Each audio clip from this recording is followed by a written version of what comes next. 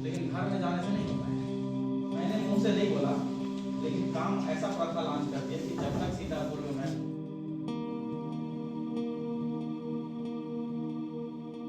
Sir, किसानों के साथ में एक आज अहम बैठक किया गया है, किन मुद्दों को लेकर किया गया था और क्या है सर?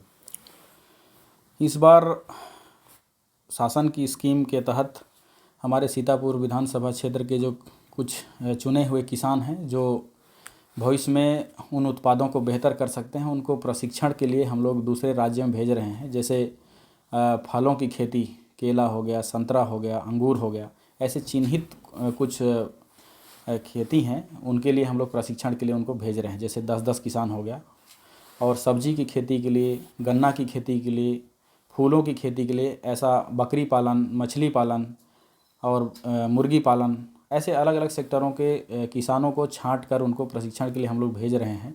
इससे होगा कि किसान सीख कर जो है ना यहाँ आके उस सीखे हुए चीज़ों को इम्प्लीमेंट करेंगे और इसको दूसरे किसान देखकर सीखेंगे।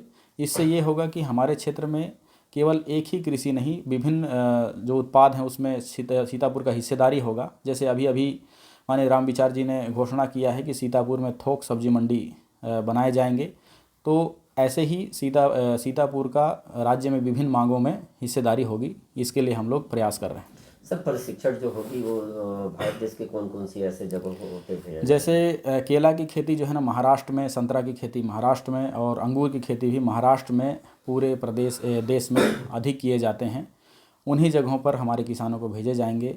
और जैसे गन्ना की खेती उत्तर प्रदेश मशहूर है, उत्तर प्रदेश भेजे जाएंगे और वहाँ से बेस्ट टेक्निक सीख कर आएंगे और अपने खेती यहाँ पर करेंगे। ये कब से शुरुआत होगी सर? आज हमारा उनका फाइनल बैठक था। इसके बाद में इनका ज़िले में भी कुछ दिन तक उनके ट्रेनिंग चलेंगे। इसके बाद इनको भेज